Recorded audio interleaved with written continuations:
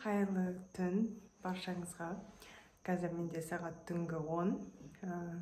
Жаңа басында көргендеріңіздей мен 4 өнімді бірден іштім. Негізі тақырыпты сол, мен коронавирустан қалай антибиотиксіз айығып шықтым. Маған көмектескен осы 4 өнім болды.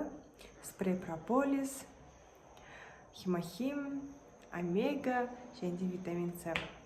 Осы 4-еуі менің иммунитетімді көтеріп, больницаға жатпай, антибиотик қолданып, организмді уламай, тез жазылып шығуыма көмектесті. Менің ең бірінші айта кететінім, бұлар ешқандай да дәрілік препарат емес, дәрілік мақсатта қолдануды ұсынбаймын, тек өзімнің нәтижемен бөліскім келіп отыр. Егер де қызық болатын болса, лайк басыңыздар және де маған тіркеліңіздер. Алдағы уақытта да қызықты, пайдалы ақпараттармен бөлісетін боламын. Ал кеттік. Бәріміз білеміз, қазіргі кезде ковидтен көп адамдар зардап шегіп жатыр. Ауырған адамдардың саны күн санап өсіп келе жатыр. Ковид мені де айналып өткен жоқ, менің ата-анама жұқты. Одан соң олардан мен жұқтырдым.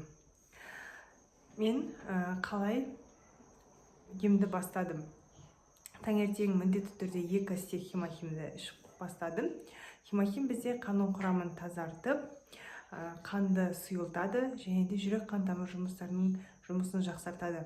Одан да бөлек онкоауруларға профилактика ретінде қолданылады және де бізде қан диабетіне тағы да профилактика ретінде және де инсулиннің құрамын азайтуға қолданады.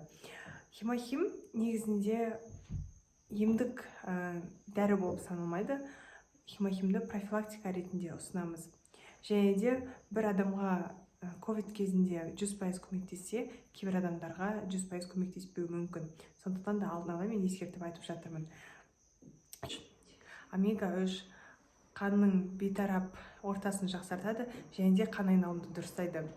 Омеганың құрамындағы толықтырылмаған майлар біздің жасушаларымызды сыртын қаптап, құрылыс ортасын түзеді де, біздің жасушаларымызды әртүрлі зақымданулардан, әртүрлі аурулардан қорғайды.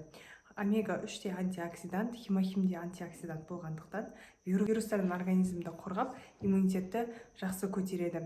Ал иммунитет көтерілген соң, кез келген ауруға ағза төзімді болады және де жеңіп шығады. Міне бар, бұның құпиясы да осында. Келесі қолданған өнім ол спрей прополис. Атомидегі спрей прополис Бразилиядағы джунглидің жабайы араларының жасыл прополистен алынады. Ерекшелігі де осында, яғни 100% табиғи деген сөз.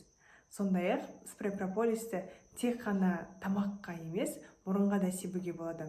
Бірақ менің жағдайымда тек тамағыма септім, және де сепкеніме 4 күн болды. Өздеріңіз байқап отырған шығарсыздар, тамағымда қырылдау, басқа да кері әсерлер байқалмайды. Оған мен өте қуаныштымын. Және де 4-ші қолданған өнім ол витамин С. Витамин С ол кез келген ағзаға сау кезінде де, ауырған кезде де керекті витамин деп айтамын. Өйткені күнделікті витамин С-ның дозасын қолданып жүрген адамның иммунитеті жоғары болады, сондай-ақ кез келген ауруға төтеп береді. Және де витамин С-ның ұқсастығы, бұл да антиоксидант болып табылады. Яғни ағзаны аурулардан, әртүрлі вирус бактериялардан қорғап, оған төтеп беруіне көмектеседі.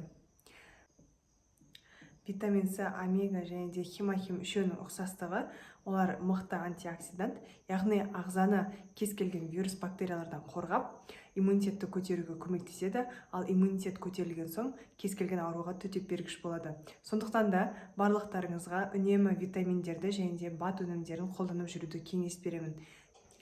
Егер де менің видеом сіздерге пайдалы болған болса, лайк басыңыздар және де тіркеліңіздер. Сіздермен алдағы уақытта қызықты ақпараттармен бөлісетін боламын.